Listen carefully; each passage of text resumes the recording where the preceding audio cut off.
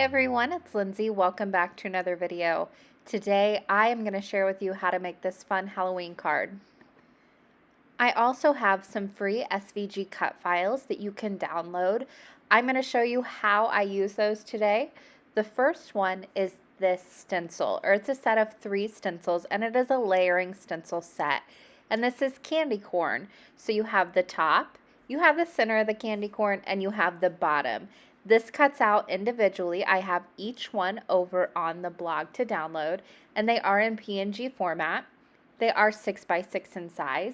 However, you can resize them if you want candy corn a little bit bigger or a little bit smaller. And then you just cut each individual stencil. I cut mine from white cardstock. You can cut it from whatever you want. And then you just ink blend and layer them up. I'll be using a mixture of distress inks today, but first I'm going to go ahead and get my stencils situated. So the way these work, all you need to do is line them up with a straight edge, or like a right angle. I'm using my Misty. So what I like to do is figure out exactly where I want my card to be by putting a stencil down, laying my card over the top of it, and then that way I know each time I put my stencil in that bottom left-hand corner, it's going to line up perfectly. And then I just start ink blending. And once I start ink blending, I do not move my card base that I have in back. Now what I have back behind the stencil is a piece of plain white cardstock that is 4 1/4 by 5.5 inches. So it's A2 in size. I have that down on my Misty base. I am using tape on the back of that to hold that down. You can use double-sided tape, whatever you want, but just something so it doesn't move. Then I put down my stencil in the right angle, and I use tape to hold that in place just as I'm ink blending, and then I start ink blending over the top of that. My first stencil, of course, I did the top, and I used mustard seed distress ink, and I'm using my Amazon blending stencils, or blending brushes, excuse me. And then again, I moved on to the middle part of my stencil, which is the orange part. I'm using Spice Marmalade. I'm switching back and forth between brushes and my mini ink blending tool, depending on how dark I want the color and kind of the angles that I'm working at. But each time I put down a new stencil, I'm lining it up in that bottom left-hand corner, and then it just all fits together perfectly. Now for my last part, this is the white part of candy corn.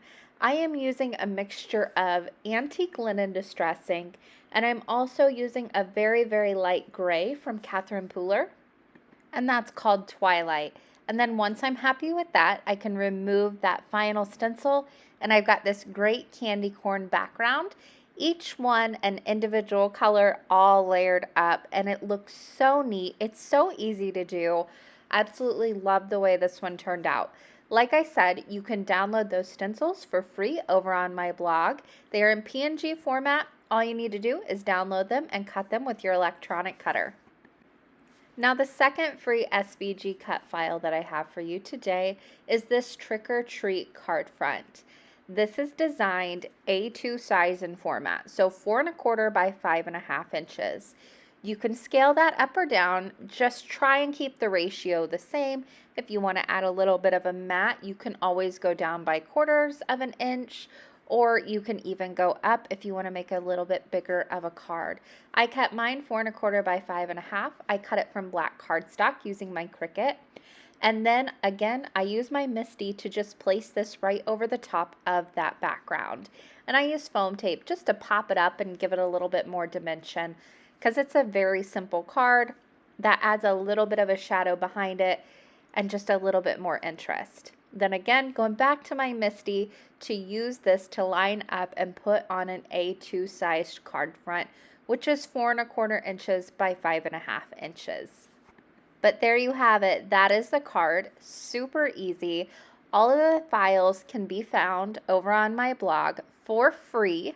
All you need to do is follow the link down in the description box below. I've also linked a supply list and some of my favorite stores, so don't forget to check those out as well. Thank you guys so much for watching today, and happy crafting.